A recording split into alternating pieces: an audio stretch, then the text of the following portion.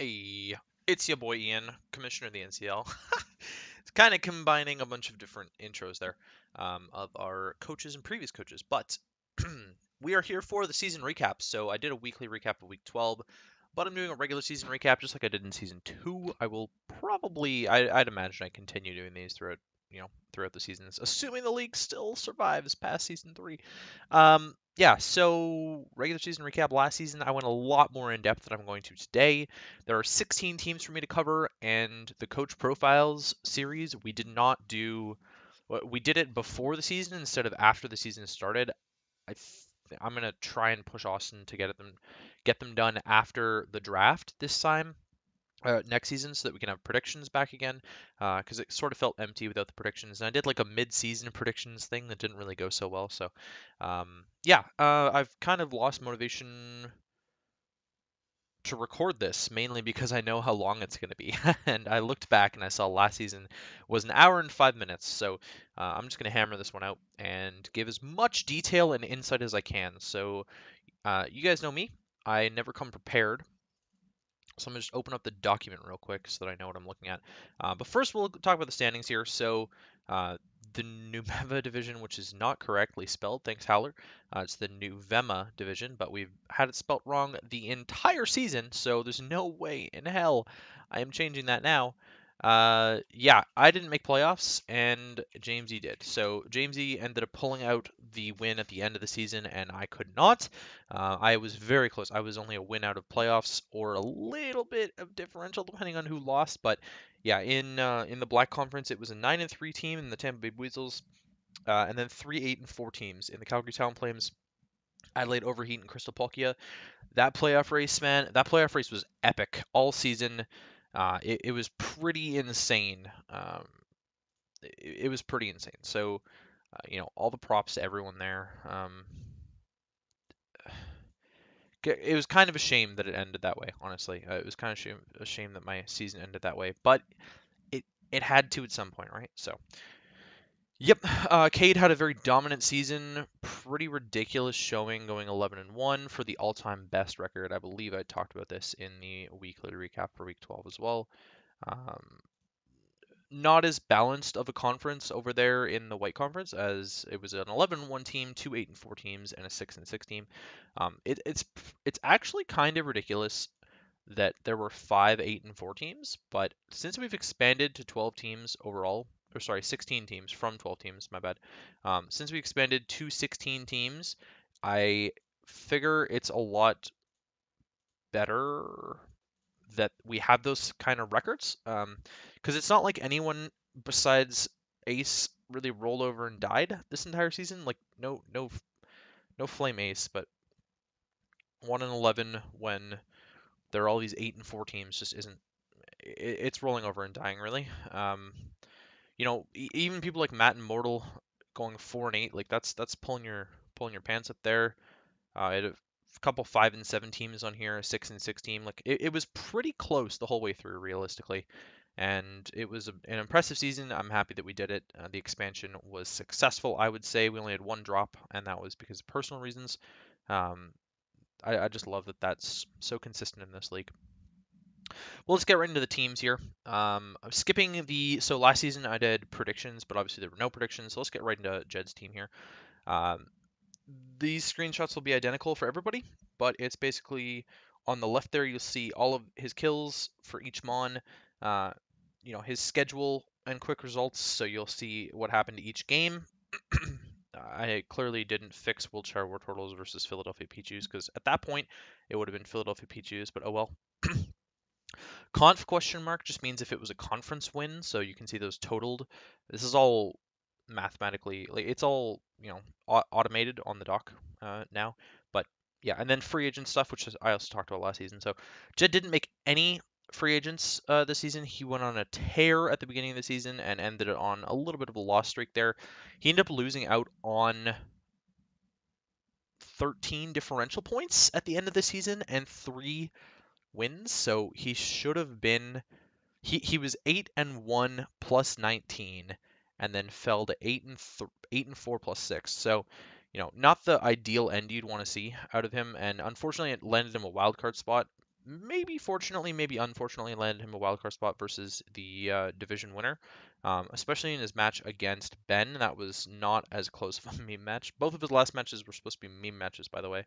And he dropped a game to Magic, who we saw on the other board there was 2-10 to finish the season. So not the losses that you'd want to take. I handed him his first loss, and he had a ton of really close games. You can see all those 1-0s. What was that? 1, 2, 3, 4, 5, 6. 6 games. Half of his games ended in a 1-0. So Jed had some very, very close games. Oh, fuck off.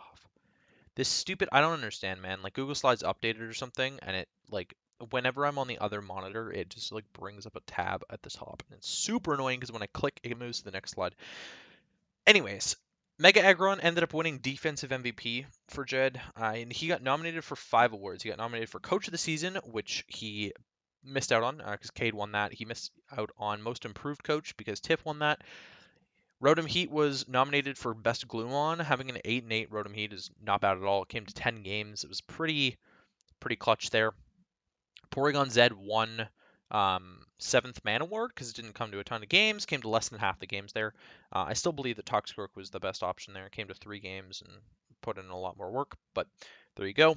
And did he have anything for? He didn't have anything for Offensive MVP, but what was the other award then?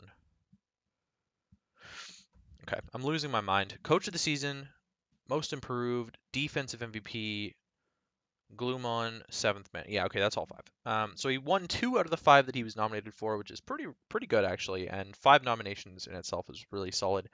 This has historically been his best season, and he played it out of his mind this season, honestly.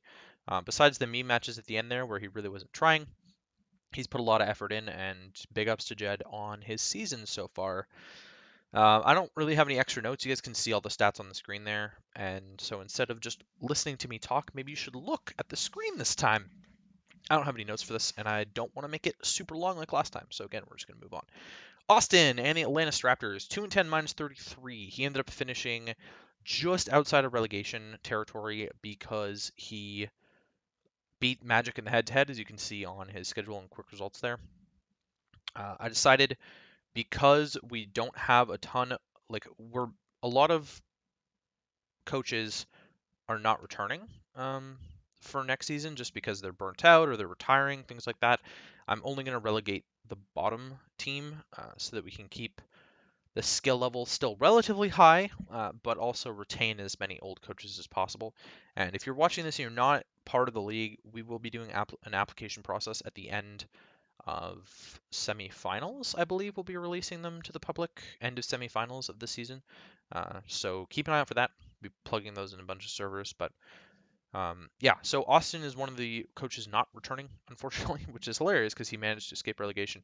But yeah, so Magic, if you're watching this, you're safe. Don't worry. You're staying in the main league if you choose to stay. I know you said you were thinking about it as well. Yeah, Austin didn't have a great season. I mean, he ended up getting sniped on Garchomp in round 1, and I think that is where his season went downhill from there. So he ended up dropping Mega Mawile for Mega Manectric, Rotom Wash for the Klefki, and Virizion for Mantine. Mantine came to 2 games. It didn't really do a whole lot. Austin's not necessarily known to prep all that much either. Mega Manectric came to 9 games, so after he dropped Mega Mawile, Mega Manectric came to every single game after that. Salamence, which was his big dragon threat, only came to 2 games, which is silly. And Armaldo ended up picking up 3 kills in the 1 game that it came to, just because Hayden was throwing away differential at him in their Week 12 match. Meme match, I guess. Roserade, not great. I mean, Weavile came to all 12 games, so that's kind of cool. This is the first mon that we see that comes to all 12 games is the Weavile. Not a lot of FFs this season. I think only 3 total, 2 or 3 total maybe FFs. So you'll see a lot of mons get a lot of games in, and it was a very balanced season. So despite Weavile getting 10 kills and being the main offensive force on this team, it still died all 12 games that it came to. Moving on to Tiffany. Tiffany, this is her 2nd ever league, and she performed admirably, I might add. You can see the middle of the season there where she took 3 Ls, and then she went 5-1 in the middle, and then took another 3 Ls. She had a very great season, and she won Most Improved Coach for a reason. She didn't get 6-0'd in a single game, and she brought a lot of games really close, like really close. It was very dangerous against me. I was really scared I was going to lose that game. She beat some tough competition. She beat the Tampa Bay Weasels and the Crystal Palkia and the Helsinki Heat, all of whom are playoff teams. And then the only other playoff teams on that list are the Pittsburgh Piplups and the LA Latios. So she beat a lot of people below her in the standings, and that's just how it ended up being. So, yeah, congrats to Tiff on a great season. Nothing came to a ton of games. Giraffe Rig was nominated for 7th Man Award, and it did not win, unfortunately. It maybe should have, given that it was Porygon Z versus Toxicroak. I don't know. I didn't get to vote. And is that about it? Greninja performed pretty well on this team, actually. Celesteela kind of underperformed a little bit, but Celesteela maybe overperformed in Season 1, underperformed Season 2, underperformed Season 3, or maybe that's just the standard of what Celesteela is going to look like in the league from now on. Mega Garchomp was an interesting pick, and it ended up doing all right. Again, Greninja was a very solid pick for this team. Celebi was eh. Hitmonlee was eh. Alolan Marowak was a threat, but it ended up being kind of meh. um, Sylveon didn't come to that many games, but it is Tiff's favorite Pokemon, so we may see Tiff draft that in the future. Shade in the Calgary Talonflames with a breakout season here. Don't know what I was expecting out of Shade, but he ended up pulling ahead of me and made playoffs. Quite the win streak there to end the season with a 4-game win streak. Did not lose a game since losing to me. He ended up dropping Dragalge for Zygarde 10% right at the beginning of the season, which ended up being his kill leader on the team. So probably a worthwhile trade, I'd imagine. And he dropped Zangoose for the Pyroar. Pyroar put a lot more pressure on people with this team, replacing the normal typing, grabbing a fire typing, which is what he was missing right off the bat. Mew had a breakout season as well and won Best Gloomon award. So bunch of award winners here at the top of the alphabet. Shade performed very well. We saw Veil a lot less than I expected to see it. We saw the Bisharp a lot less than I expected to see it. We saw the Blastoise come a little bit less often than I would have liked to see. Shaman, this team is very balanced, and Xurkitree in particular, actually, I'm still pretty mad about because he sniped me on Xurkitree and then brought it to 2 games and it did nothing. But, there's only so much you can talk about there. Only got 6-0'd the one time by Jay, and Jay 6-0'd a bunch of people, tied the record for 6-0s already, and if he continues in playoffs, he can break my record for 6-0s in the season. Yeah, I don't know if there's anything more to touch on with Shade's stuff here, besides the fact that we're seeing another Mon hit 12 games played. So we've seen the Weavile and the Mew now come to all 12 games. And now we see Azelf come to 12 games as well. So that's 3 Mons that came to all 12 games. As we talk about Dom and the Cleveland Cavaliers, he had a very uncomfortable start to the season. 1-5 in the first half of the season, and then he ended up playing. He ended up pulling a win off of both of the 2-10 teams, sorry, in weeks 7 and 9. Lost to basically all of the teams ahead of him in the standings. Pulled a win off of Tiff as her playoff hopes died, and won in a meme match against Jed. So let's just not count week 12 because that one shouldn't really count. It was a pretty disappointing season for Dom overall. He ended up taking Aegislash with no King Shield first pick and then dropped it pretty much right away for the Excadrill, which ended up getting a lot more kills than I expected to see on it, honestly. I'm not a big fan of Excadrill, having used it myself, and I've used it on a sand team where it's supposed to succeed. And, Dom was using it not on a sand team. He ended up bringing leftovers a lot more than Scarf, and it still got 10 kills in 9 games, so pretty impressive showing there. Azelf was tied for second in kills in the entire league, and it came to 12 games, even though he only won 5. So Azelf definitely showing it's worth there. I don't think it's worthy enough to be moved up to tier 1 by that performance, but there you go. He ended up dropping Gligar for the Golisopod partway through the season as well, which was cool, and Komala was dropped for the Sharpedo, or other way around. I mean, it doesn't really matter because they were all tier 4s anyways, but yeah, the Sharpedo came to a few games. It was a threat, but it didn't do anything. Golisopod was a big threat when it came, and it did all right actually. Regice, I was really disappointed to see only came to the 1 game. Regice is a monster, and it sucks to not see it get any kills. I think there was kind of a downside of having multiple evolutions on this team with the Jolteon and the Umbreon. it sort of felt just really lackluster. Tangrowth ended up not really walling a whole lot and ended up being, kind of fodder there. And then Mega Altaria seemed very disappointing, only winning one of the 6 games that it came to. And it looks like it just didn't die in the one that it came to. But there you go. Toxapex also kind of eh. I don't know Dom's thoughts on this. Maybe he'll put out uploads again for NCL. Who knows? But that's pretty much that was Dom's season. So let's move on to Jamesy and the Crystal Palkia. Jamesy is in the first round of playoffs as I record this he's in the first round of playoffs. He was a little bit spotty here and there, but he ended up stringing win streaks together ish and pulled out the 8-4 record plus 11. Plus 11, not the highest differential you'd like to see at this sort of stage, but his team was very hyper offensive, and it sort of cost him some differential points. He ended up dropping Reuniclus right after the draft for the Mimikyu. Mimikyu did all right this season, not fantastic, but it got to kill a game when it came to them. Mega Gardevoir and Zeraora were the big highlights on this team. He sniped the Kartana and the Zeraora from me, by the way. So, big ups there. Hitmonchan got dropped for the Vanillux late in the season, very late in the season, I believe at the trade deadline, and then Vanillux only came to 1 game. Drampa was it didn't come to a ton of games. Alolan Persian won every single game it came to, but it didn't do a whole lot. Darmanitan was pretty lackluster on this team. Araquanid was kind of the mainstay, and Nihilego ended up finishing 4th in kills and Mega Gardevoir 5th. Oh, excuse me. So his hyper offensive team with webs ended up working out quite well. A lot better than the other hyper offensive team with webs that we'll take a look at later once we get to Magic. Lots of things dying about as much as they came, except for the big boys in the Mega Gardevoir and the Nihilego there, kind of carrying the offensive load of this team. Matt and the Green Bay Glycopods, unfortunately, Matt is retiring, but we wish him the best of luck. He played in the NCL for 3 seasons now. He made semifinals in Season 1, quarterfinals in Season 2, and unfortunately this season he did not have the showing that he'd like to see. Oh, he's 4-8 minus 10, not 4-8 minus 9. Okay, that's a big oof from me.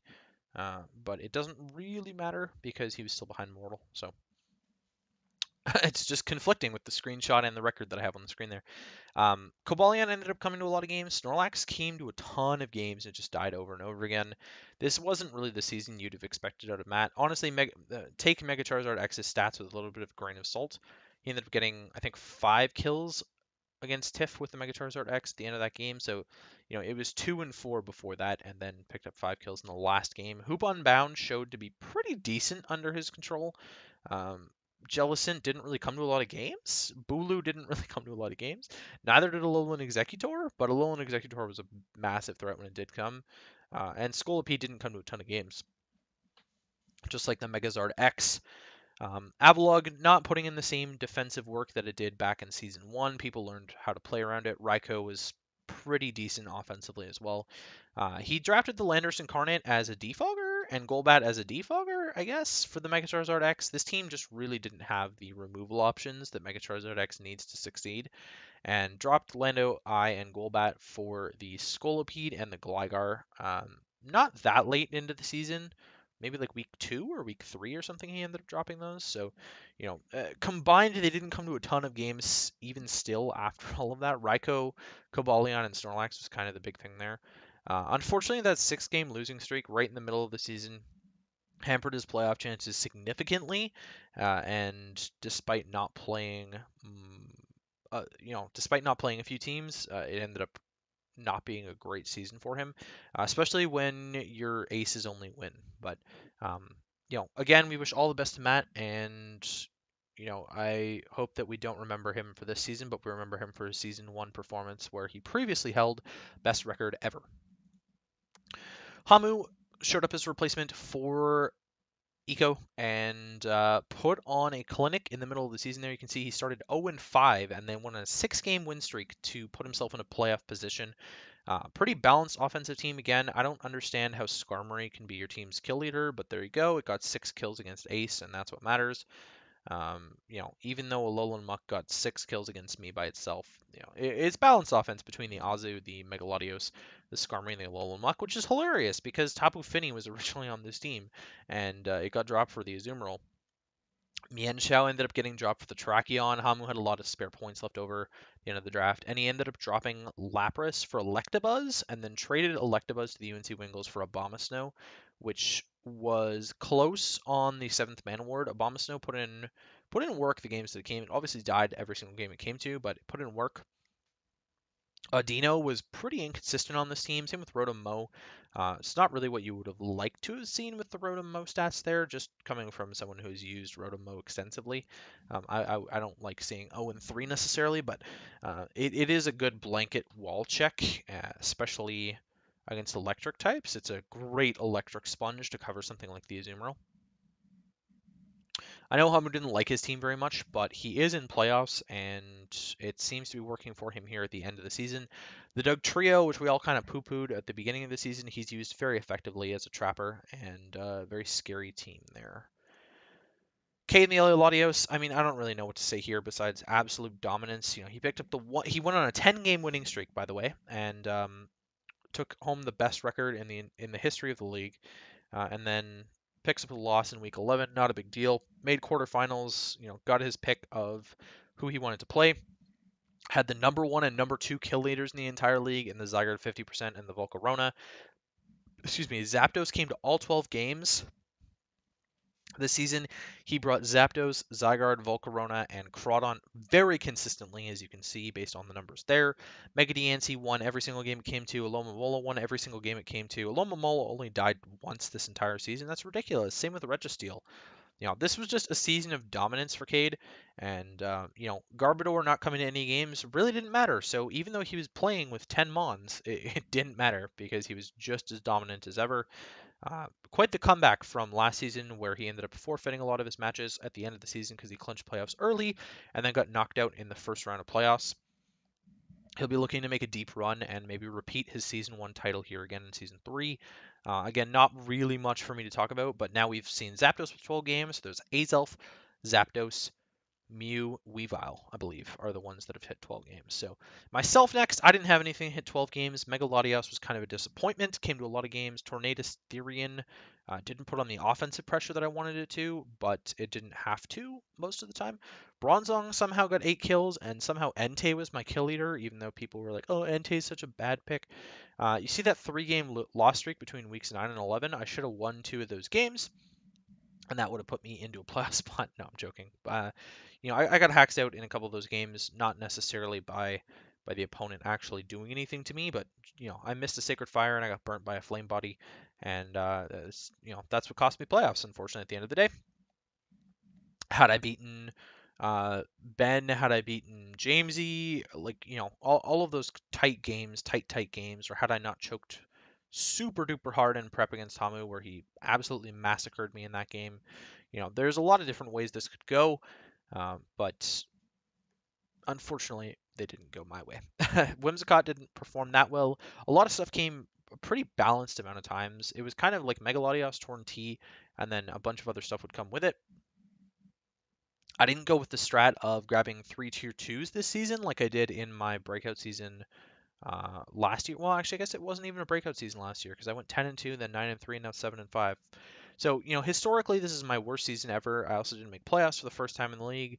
And, how good is a league where the owner doesn't make playoffs, really? I mean, probably not great in terms of how I'm running things, maybe. Yeah, Tentacruel was really solid. Tentacruel and Bronzong put in a lot of defensive work and got all the passive kills with hazards, which is hilarious.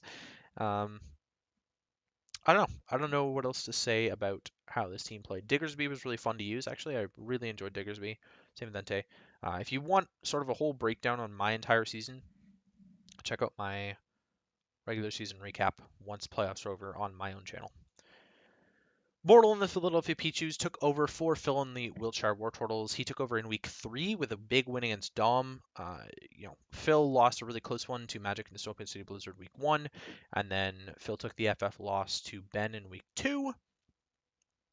Mortal had an alright season coming back. He picked up 3 wins in a row between weeks 8, 9, and 10. pretty solid end to his season. He was actually, gunning for a playoff spot for a while there. Mortal's definitely improved a lot since you guys may have last seen him in season 1 of the NCL, and it really showed. It really showed. We didn't see Dusknoir, Arcanine, or Heracross a whole ton this season under his grasp, and Roselia came to a lot more games than I expected it to. Tapu Koko ended up winning Untapped Potential Award, which is not one you want to win necessarily. Mega Latios was also up for that one. And yeah, not Mortal Season. Kyurem was kind of a shining light on this team that managed to win 4 games. Mega Absol also put in a lot of work early in the season and then kind of did nothing later. And Mortal is a big Suicune fanatic, and Suicune kind of didn't do what he wanted it to do all season. But that is pretty much Mortal Season. Not necessarily what he would have wanted, but strong showing from him. Hayden and the Pittsburgh Piplups played a lot of really close games. He kind of threw a lot of differential away in some of his wins and in some of his losses as well. And that's why his differential is only +4. Quite the season for Hayden, though. Very balanced offense again. Volcanion, he ended up dropping mid-season for Blacephalon. Ferrothorn, he ended up dropping for the Rotom Wash that Austin had dropped. And Tornadus Incarnate, he ended up dropping for Metagross, which blew me back in our matchup. Mega Beedrill was super consistent for Hayden, which I'm really excited to see because Mega Beedrill is definitely my favorite mon to use in the format. Bringing back Mega Beedrill, the Mega Beedrill stats from Season 1. It also got drafted in Season 2, I believe. I believe Jed had Mega Beedrill last season. It's been pretty consistent in this league in terms of what it does. Obviously, it's a very one-dimensional mon typically. Crocodile, definitely one of Hayden's old favorites. Put in a lot of work this season. And it was balanced. It was balanced. But again, he did throw a lot of differential away in some of these games by not calcing certain situations, by misclicking in certain areas. That's why a lot of these games ended up being pretty close in a lot of his wins. And despite having 8 wins, his differential's so low. But hopefully he will turn things around in playoffs. Next up is Magic in the Snowpoint City Blizzard. So here's the other offense Webb's team. This time it was Webb's with Ariados, which ended up coming to the most games on his team.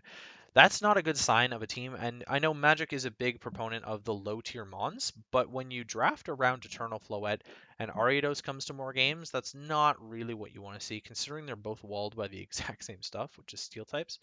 Mega Slowbro wasn't fantastic. It was kind of the sole bulk on this team, honestly. Heatran ended up coming to a lot of games after he dropped Halucha for it early in the season. He ended up dropping Electrode early in the season for the Ariados and picked up Ariados, mid-season there, I believe, or he dropped Electrode for the Servine. I can't remember exactly. It was one of the two. I honestly can't remember. And then Escavalier got dropped for Electros, I want to say.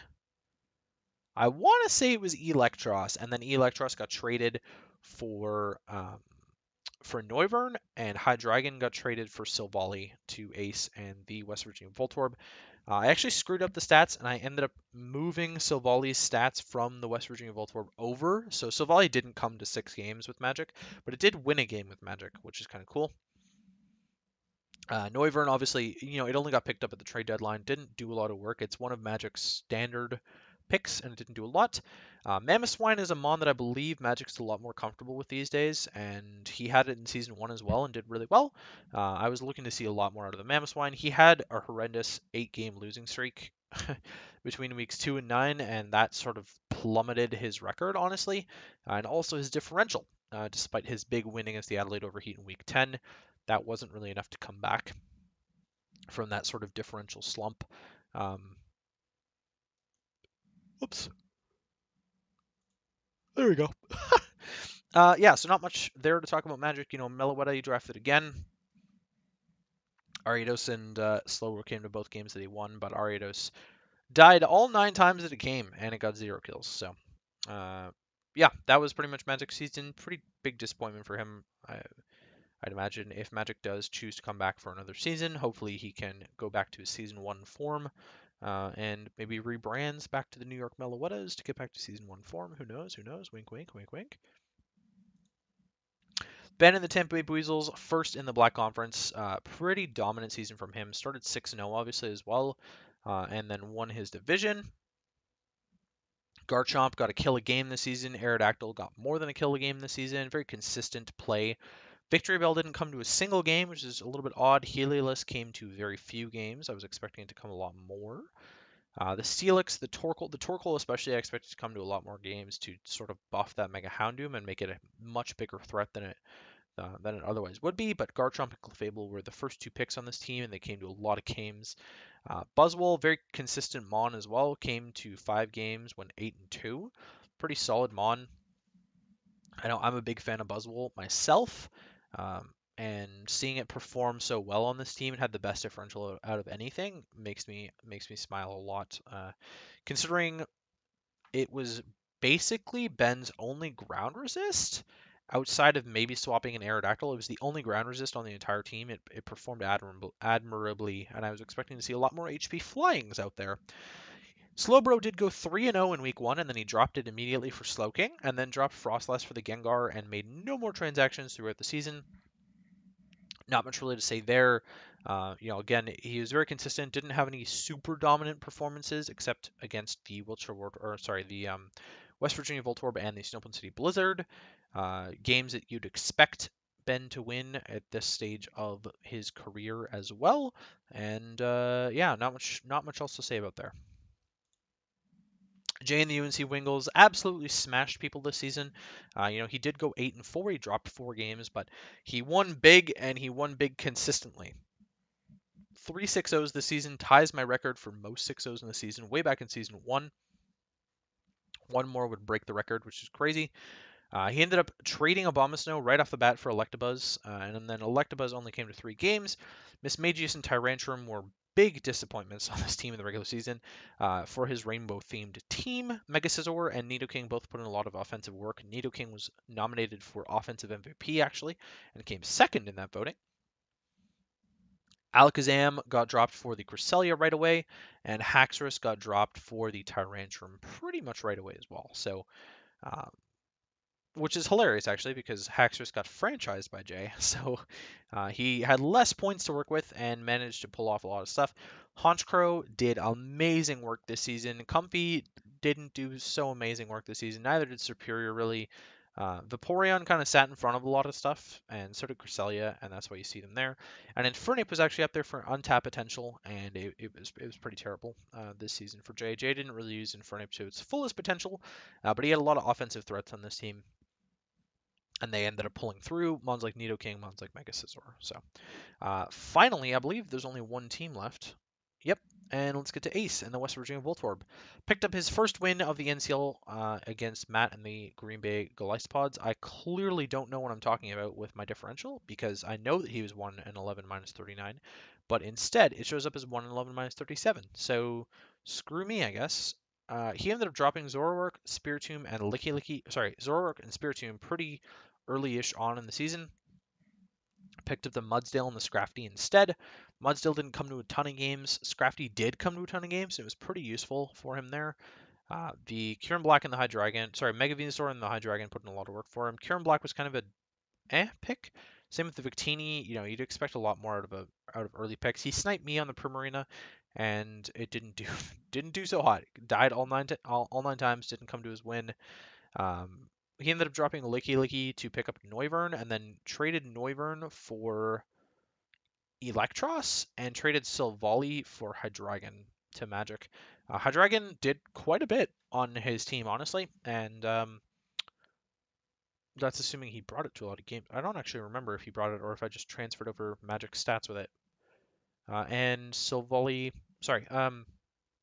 Electros came to a bunch of games after he picked it up, so I'm sure he was a fan of that pick there. Not much else to say about Ace's team, and so let's move on to the kill leaders as of week 12. Zygarde 50% with 15 kills, Volcarona with 14, Azelf with 14, Nihilego with 13, Mega Gardevoir with 12. That's what we talked about I talked about this all the way at the beginning of the thing. These were the kill leaders. In terms of the midseason votes, no one predicted Zygarde because they only got to vote on one. So that's, whatever. 19 people voted for Volcarona. I think it was everyone voted for Volcarona. Only 4 people voted for Azelf, 4 people voted for Mega Gardevoir, and Nihilego was not on the board to vote for in the midseason voting.